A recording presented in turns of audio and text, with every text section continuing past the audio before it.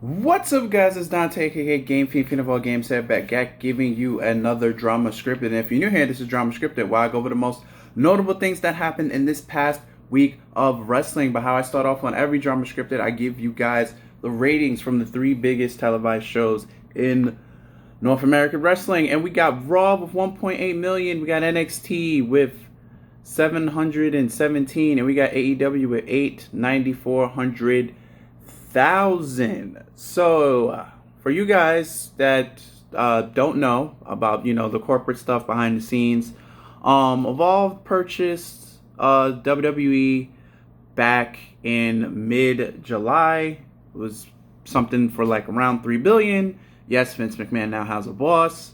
And when it comes to the board of directors, Triple H will no longer be on the board of directors coming this mid-September, when the Evolve is going to indirectly merge both UFC and WWE into one shareholder company. But obviously, Dana White's part, UFC, is going to be separate, and Vince's part is going to be separate. It's just on the stock market they're coming together as one.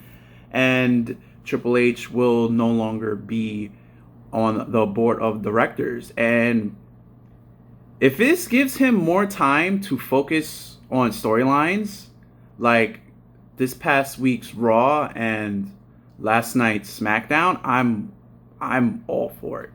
Raw was extremely good. Extremely good from top to bottom. I mean, Chad Gable winning in his hometown, that rarely or never happens when Vince is in control. He usually does the cheap heel heat thing and have the heel always beat the face in his hometown. So Chad Gable getting a title match against Gunther, I don't even care at this point if Gunther, if Gunther beats Chad. It's the fact that he's getting a title shot. We're gonna get Becky versus Trish Stratus. That should have, obviously we know that should have been on the SummerSlam card, but we're gonna get that next week.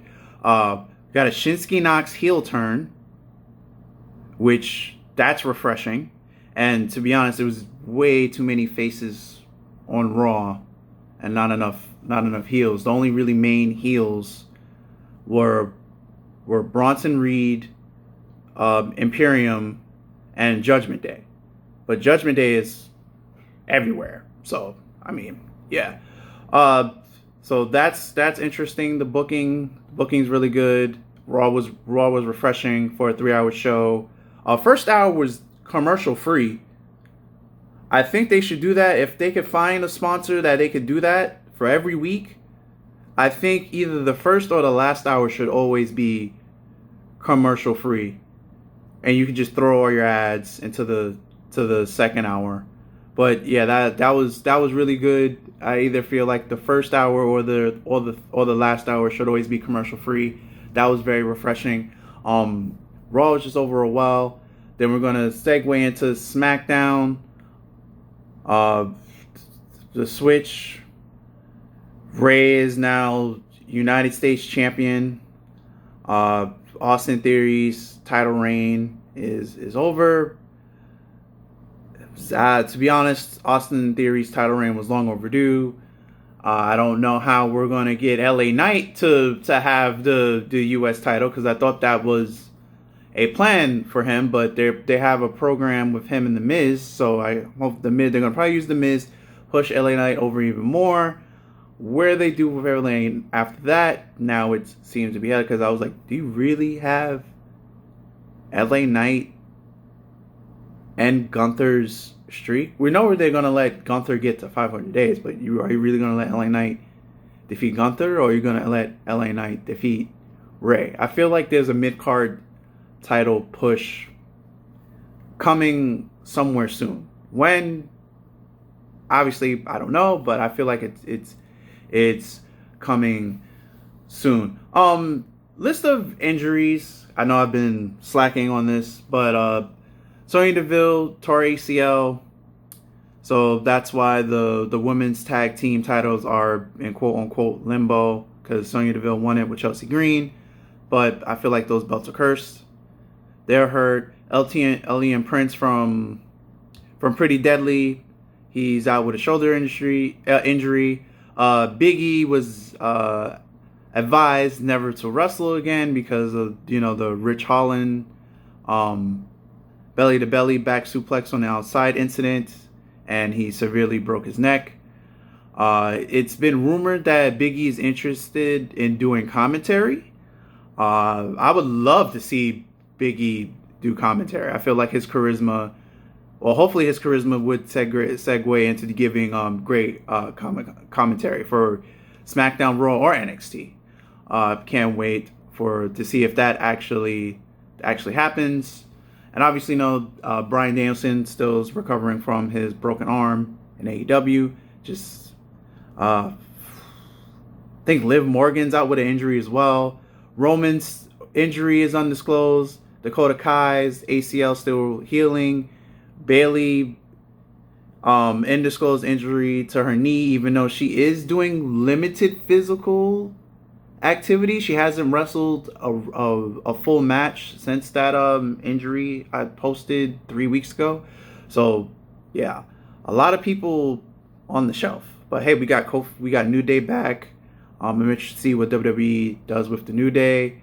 Oh yeah, both Kevin Owens and Sami Zayn have injuries, and both tag team title champions are injured. Wow, that just dawned on me. The women's and the men's. So it's interesting to see that the New Day came back, and then we're building up the Hurt Profits, or I guess we're going to call them the Hurt Profits.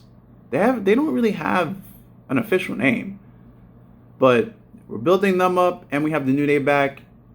I say we do something with that because everyone else is hurt, and there's always very, very little tag teams on WWE anyway. So I guess we do something with that because the Usos are beefing. Speaking of the Usos, the way last night's SmackDown ended, oh boy, it came out. Tribal Chief in the ring with Solo. Then Roman asking, "Where's Jimmy?" to Heyman. Heyman says he hasn't seen Jimmy, hasn't spoken to Jimmy. Then Jimmy comes through the crowd and said he didn't do it for him.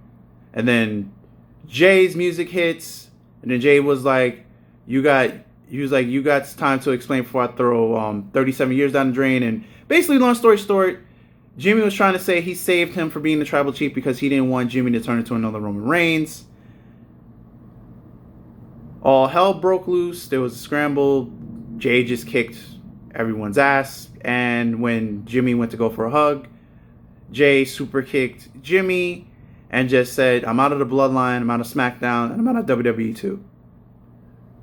So we could have Hitman Jay just running wild since he's declaring himself not a part of any brand or WWE.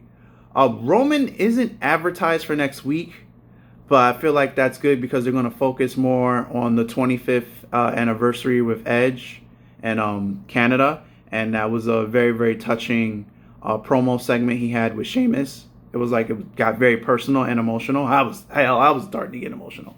But they're going to have their first ever match against each other next week in Canada. So I feel like that gives us a quote unquote small break from the bloodline thing, and it also keeps us guessing on what's going to happen next. The rumor is they want to do brother versus brother at WrestleMania 40. That's 34 weeks away. How do we do all this, keep this entertaining, and will Roman Reigns still be champion for a whole nother year? That's crazy. That means if you're a SmackDown star, you're basically fighting for the US title. It's gonna be like before. The mid-card title turned into the main event title because Roman's gonna be on a limited schedule, and we don't know how serious this hip or lower back injury that he sustained at SummerSlam is. So I don't know. I'm interested. They're obviously they're taking. I don't. We haven't seen slow, long story building like this within WWE in years. So we just have Hitman J that could show up on any given.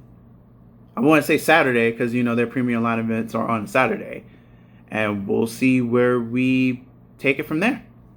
And that's going to wrap this up for this week's Dramascripted. If you like what you witnessed, please leave your thoughts and comments on the section below on YouTube. And until next week, guys, I'm Dante, aka Phenol Games. I'm out of here. Later, and peace. Be safe, everyone.